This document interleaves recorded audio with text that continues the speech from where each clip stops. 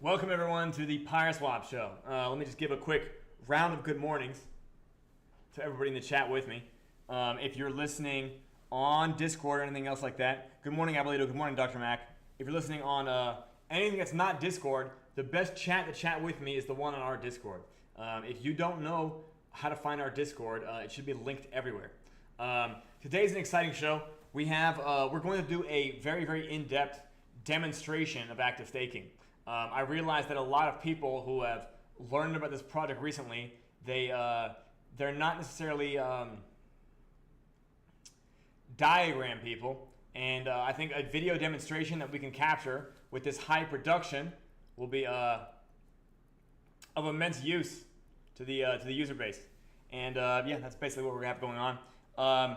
We also have AVAX Talk today, so in a couple hours I will be on a Twitter Space for AVAX Talk. The AVAX Talk contest, this prize, this giveaway, is also live, specifically for new users. If you are a veteran user of Pyreswap, please feel free to leave space for new users to come and learn active staking. And yeah, we'll be doing that on camera today. The stuff that I'm going to talk about involve the concepts behind active staking and the incantation witch vault. So first of all, to talk about active staking, I could actually probably pull up a diagram right.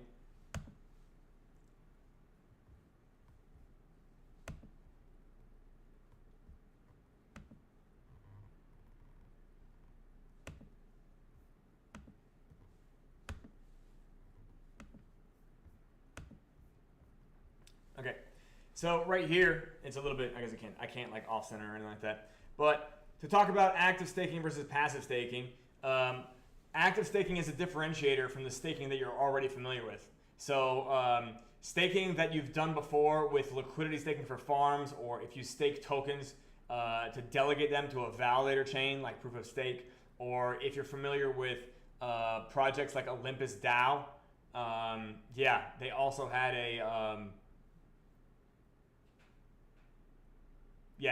like a staking incentive. And generally speaking, when you stake tokens in passive staking, there's either a positive yield, meaning the amount of tokens you have staked is increasing, or it remains unchanged while being staked. The price of the stake quantity is exposed to market behavior, and this is the type of staking position that you can go to sleep on. You might have heard the term stake and chill before. Sometimes with passive staking positions, you're staked for, if not hours, but days, but weeks, months, and even years. I want to say voting escrow tokenomics even has staking positions that max out at a 4-year stake period. Contrary to that, which is what happens with witch vaults, is active staking. Now, active staking, by the way, can apply to more than just witch vaults, but for the sake of simplicity, we'll just keep it involved with witch vaults. Unless you're experienced with the incantation witch vault, you're not likely familiar with active staking. Witch vaults in general have refer to any staking mechanism that allows or causes smoldering to the stake quantities of other users. For the incantation witch vault, we do this as it applies to the receipt token. So when you stake Pyre Phantom and you receive a receipt token called staked Pyre Phantom, your staked Pyre Phantom balance will decrease by 0.1% for every player that is staking behind you. As long as you remain staked, every staking transaction while you're holding staked Pyre Phantom will decrease your balance of staked Pyre Phantom.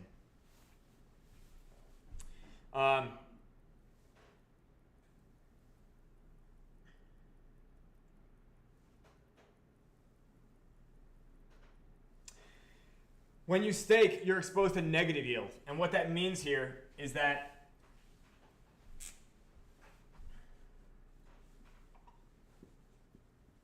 your staked balance will decrease. We even have a warning on the incantation witch vault interface page.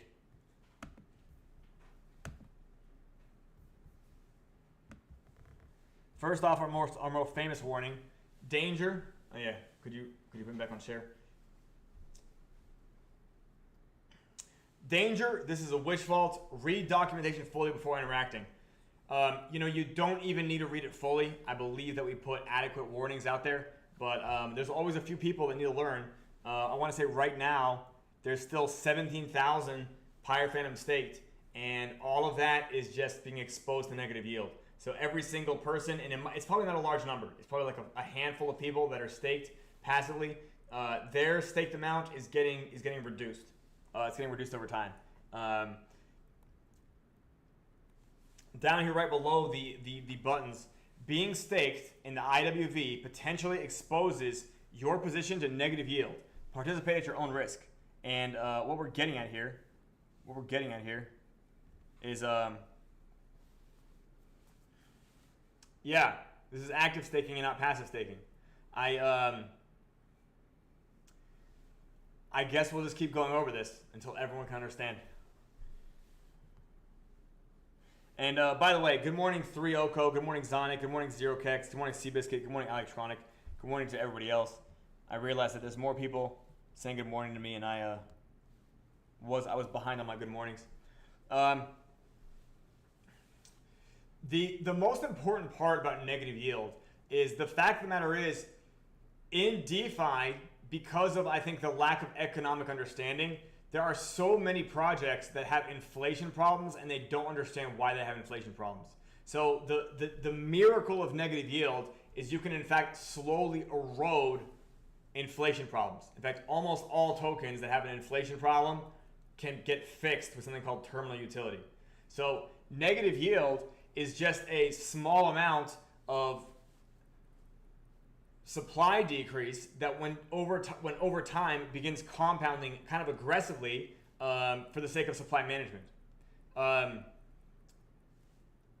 This is arguably like an entire dimension of tokenomics that is not really well understood, even though that the major projects that do the designs like this, they seem to be aware of supply management being a key issue. They seem to be aware of supply management being a key issue of their tokenomics. I guess, from what I was exposed to, I was not convinced that too many people understood this. It is what it is. Major projects like Ethereum and Avalanche, when their tokens are used for their utility purpose, they burn. And this is not a buyback and burn, which is being done administratively from a central party, but rather this is being done by the user base themselves. The user base themselves are burning the token. This is, I think, a critical component to game theory that if you can accomplish it, you can effectively clean up any inflationary problem. You can effectively eliminate debt. You can eliminate debt and restore credit to token systems. I'm not going to spend the rest of the stream talking about this concept, but yeah, I don't feel like I talk enough about how useful negative yield is, because positive yield quite often is fake yield. We have positive yield inside the Incantation Witch Vault too, but it's from us having a net yield, meaning a positive yield and a negative yield, through which the sum creates a net yield. That's how we're able to offer the highest real yield in DeFi every 6 hours on multiple chains. Yeah, it still blows my mind how high we're able to do this again and again, 4 times a day. It happens even when I sleep. It happens even when I go to sleep now. To be honest, the fact that these chains now are self-managing. When we were first beta testing this, a lot of people could tell you it was difficult to get the epoch to transpire on other chains. It was difficult to keep the epochs up to date. But the epochs are now incentivized to stay up to date due to the fact that we incentivize the user base to pay for the gas keeping them up. So we effectively create social good through the proxy of a bunch of people following their own selfish motivations. This is, this is not really that miraculous. At least to me, it's not. I've realized to other people's brains, perhaps it seems miraculous, but It's not that miraculous. You might have noticed today I'm wearing a pink Wojak shirt. There's really no reason that I'm wearing a pink Wojak shirt. I'm wearing it for your sake. Yeah, I think that a lot of people have been in a pink Wojak state of mind. There is no reason for this. Yeah, you know, I was reading something earlier that a mentor of mine wrote, and he just talks about how doing what 90% of people are willing to do is going to deliver what the results that 90% of people get in life. So when you're being an investor or you're being a trader, you have to have some component of your analysis or your strategy that you are all by yourself with. You have to have something weird about you that you use to your advantage. Otherwise, you are a herd animal, and yeah, you will meet the fate of one. Indeed, indeed. Okay, so I guess I will be sitting down when I do the active staking, but let's see. I guess I could open the floor for questions if anybody has any questions. I don't have the ability to see Twitter today, but if there are questions on Twitter, we can reply to them officially from the main platform prior to me doing AVAX talk. Yeah, I'm also going to try to save my energy a little bit today, so when AVAX talk happens, I can just be an absolute flood of energy. I can be an absolute torrent of optimism and good vibes, as it were. Yep. Now, a lot of you might be thinking about the fact that we should be back in a marketing phase, and you know, you're still seeing maybe perhaps baby steps where you expected to see something more explosive. I want you to know that that is in fact the plan, and I think that the people who are listening right now that know more about the plan, they can probably tell you that we as the Seigniorage Circus are now more serious about our marketing efforts than we've ever been before. So whatever you think we've had as far as marketing success in the past, we're definitely going to 100x that. Let's put it that way. We are definitely going to have an absolute storm of awareness. We're building it componentially. We're building it with a bunch of teamwork from a bunch of people doing a bunch of different things. And as we slowly build this up, it's going to probably come out of nowhere, and you're not going to realize you were doing this the whole time. And then all of a sudden, you might just see a whole bunch of attention showing up at the same time. If you've heard me talk about stochastics before,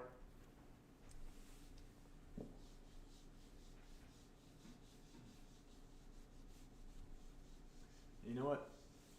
Let me on screen share. If I was going to do Wikipedia,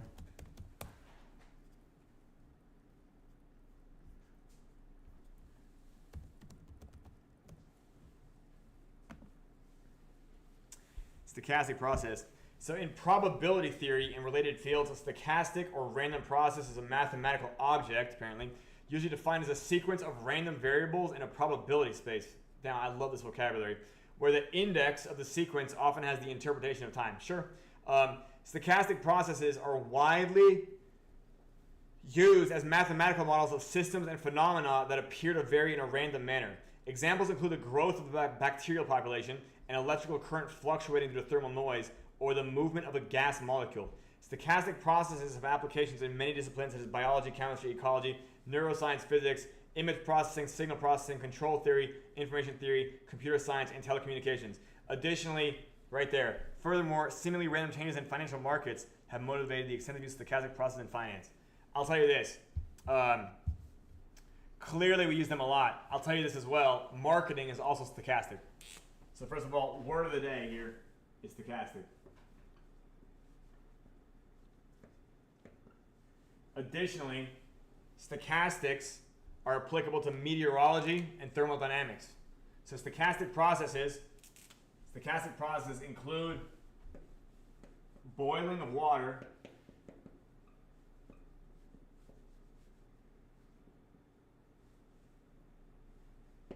we also involve the breaking of a storm,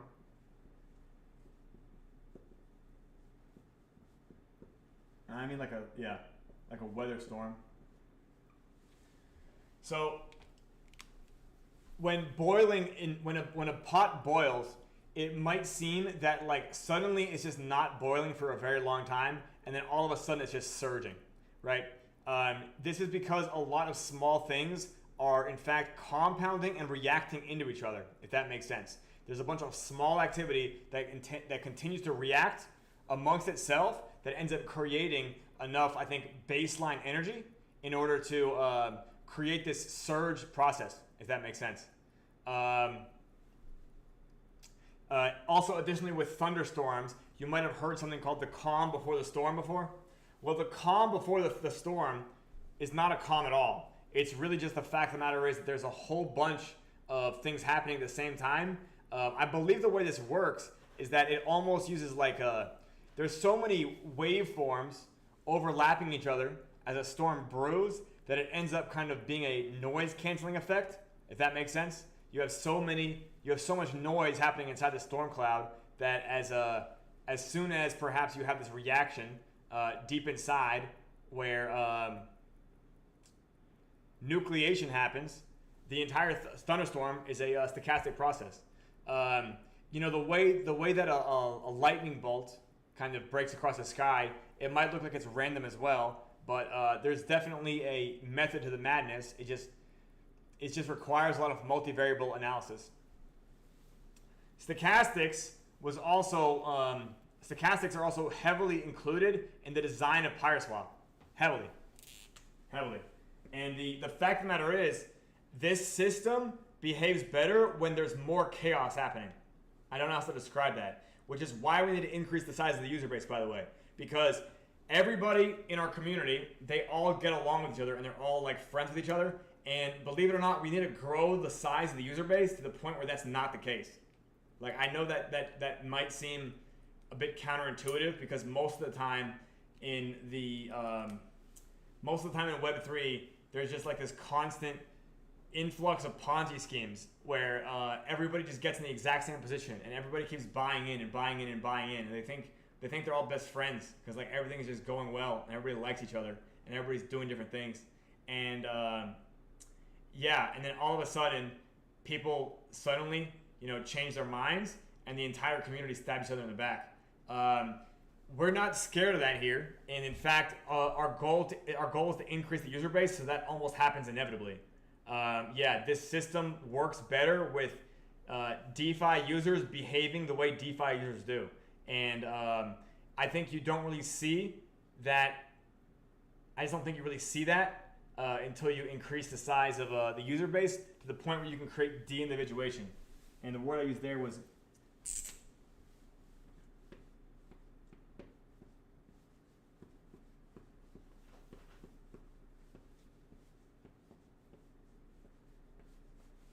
de-individuation, and I hope I can read that. Is that legible? Let me take a. Yeah, close enough. De-individuation, because when the player count is small, people don't feel like the game is exactly pseudonymous yet. They don't feel like there's enough of a crowd where people can blend in. Does that make sense? It's when de-individuation happens that people kind of behave more chaotically, and they kind of have a lot more fun as well because their adrenaline levels spike. And effectively, we need to grow the user base until the point of until we have de-individuation. Yeah, that's the whole goal. Once we have de-individuation, where effectively, what you're doing is kind of lost in the data, that's when people will kind of behave in the way that is most functional for Pyreswap. And I know that might sound too good to be true, but no, I designed this exactly for the Web3 user base. It's just unfortunate that the Web3 user base hasn't heard of it before, because that would be a lot easier to teach them. But additionally, stochastics, boiling of water, breaking of a storm.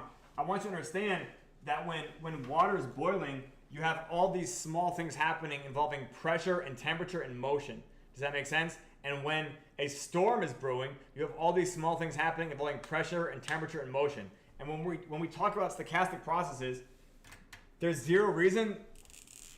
The approach we took to marketing in May and June was really, I think, almost like lip service to marketing. And looking back, I don't think that I was really taking it seriously. But I realized that once I can see the stochastic process inside marketing, I realize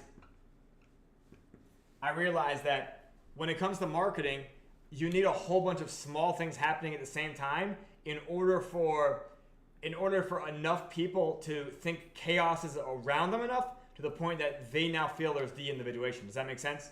It's not just that we have a few videos that talk about how great we are, but rather that the average user doesn't even know how many videos we have.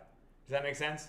I think that should be the case. Like, the average user should have no idea how many times we've been covered on YouTube, right? Like, that's the goal. And the average user should have no idea how many accounts are actually tweeting about us on Twitter, right? That's the goal. Like, literally, generate this, make it decentralized, and then, and then arguably begin creating the perfect storm. Once you kind of create this, the beginning of a stochastic reaction, it's kind of inevitable the pot will boil. It's kind of inevitable the storm will break. And that is going to be our approach. I don't think I've ever been more bullish about our marketing efforts until we decided to go with this approach, and that probably was earlier in August. But I just realized that Pyreswap is competing with a whole bunch of trash projects, and the trash projects are arguably probably willing to do more on the marketing side than we were willing to do, because we felt that it was going to be obvious that people could see what we built. But I realized that for the amount of awareness we need to raise, maybe only 10% of people can really see the value in it. Maybe only 10% of people who learn about the project have the ability to wrap their head around it. So in order for us to really hit our user base goals, we just need to scale the awareness all the way to the fucking moon. And that's our approach. And more on that soon. But I do want you guys to know, our approach to marketing here is, we're now going to knock it out of the park. Before I think that I was kind of guessing at it, but I definitely did the time to learn about it and do research, especially during the month where we did no marketing. And I definitely feel a lot more like I know what I'm doing now. And I'm using the power of teamwork, the power of friendship, in order to get marketing just going like this, just going like that. Anyways, more on that soon. You could say that you can expect a curve of immense convexity, an upward convex curve. That's enough for stochastic processes. But yeah, stochastic processes are everywhere around you. And it's just the fact of the matter is, you don't want to trust your eyes on thinking about all the moving things. I think that when I talk about stochastics, people try to use the eye of their skull to visualize stochastic processes. And no, you're going to be able to visualize stochastics better with your eyes closed. I don't know if that makes sense, but you can't really think about maybe all the things happening inside a pot of boiling water, or all the things happening in a thunderstorm, or the way that suddenly nobody heard about a project and suddenly everybody hears about a project. It's a whole bunch of things happening at the same time. It's multivariable, and it comes from multi-directions. I'm no stranger to multivariable calculus, so I feel like it's the right thing to do is to play to my strengths, and that's what we're going to do with marketing as well. Anyways, good morning, Tendai. Good morning, Electronic. Good morning to whoever else. Sorry, I can't see everything right now. Well, now it's the ultimate moment, and I'm going to now prepare for actual demonstration. We're going to attempt to do a recording-worthy version of active staking today. So I will move this here.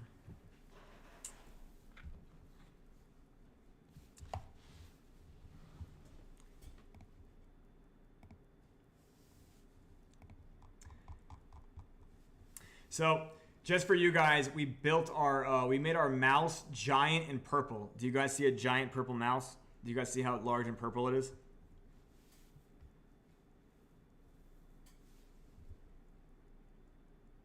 Good afternoon, Ryu. Good afternoon. Yeah, doesn't it? Yeah, I think purple is one of our cardinal colors over at the Seigniorage Circus, and I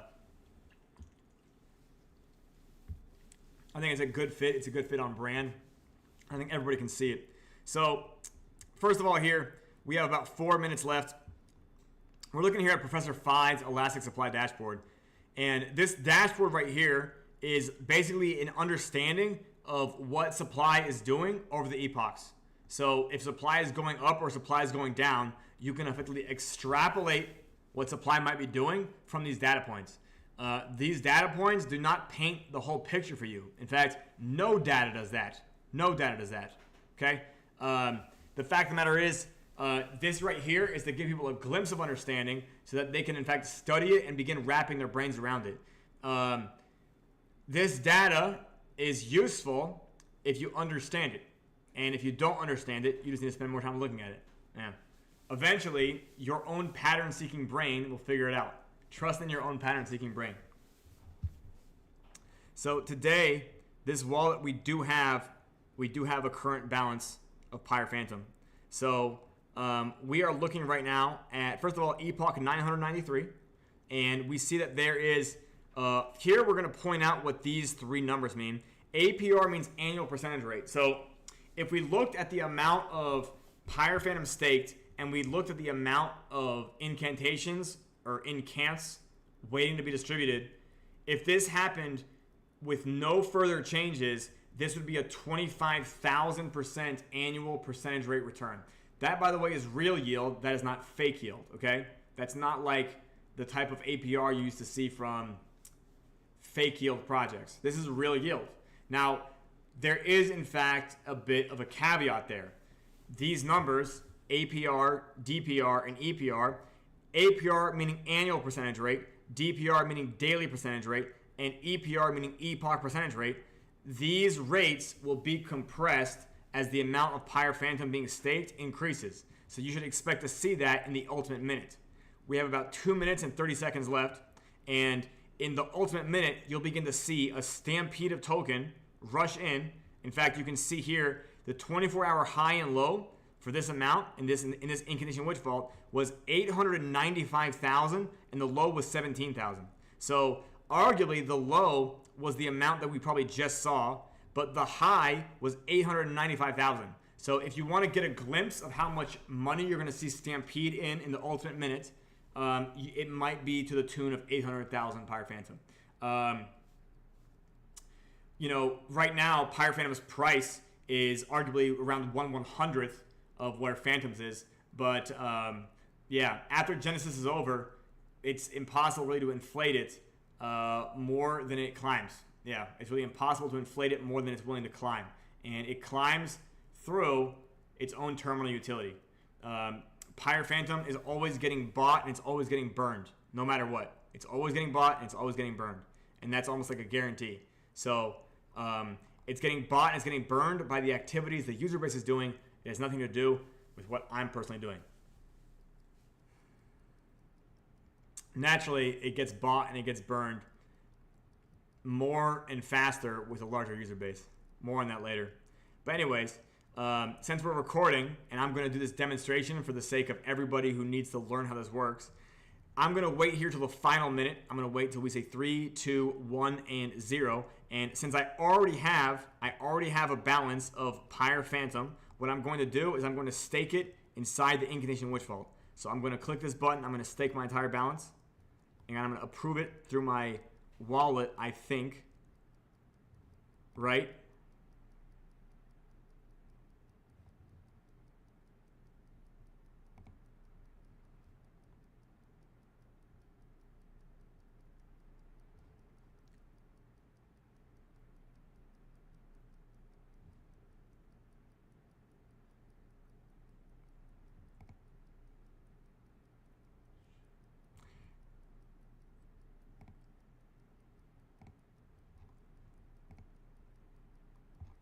Goodness gracious. Estimated fee. Well, MetaMask sure is there we go. Did I get in? I have no idea. We'll find out.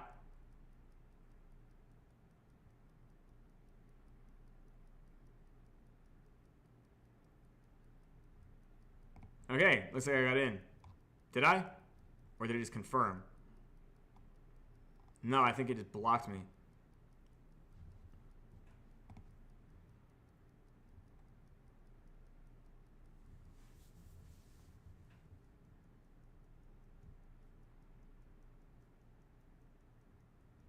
Yeah, so I just missed it. Okay, join us tomorrow where we succeed at doing a live demonstration of the incantation Witch Vault. Actually, no, I did get it. What the heck? What the heck, you guys? I succeeded at doing it. I have no idea. That's the magic of active staking. Miracles do happen. Anyways, so you can see that the yield here is perhaps a little bit less than 1%. Yeah, a little less than 1%. And I will unstake any second now.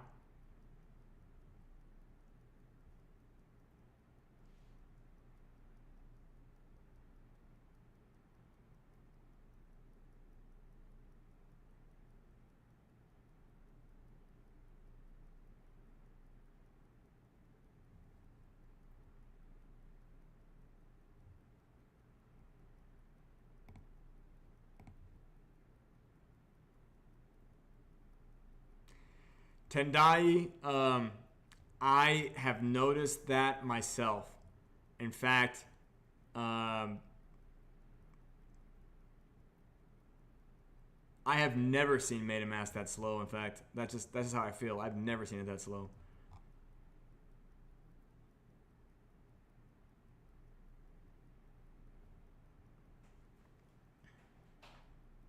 Okay, well, at least it seems to process my transaction.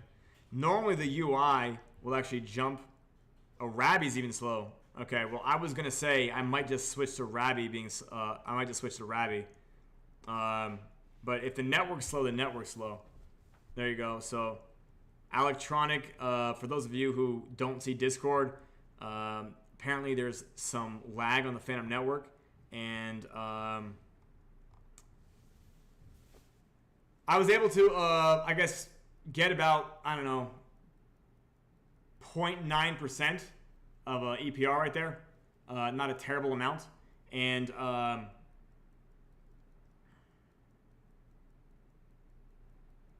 yep.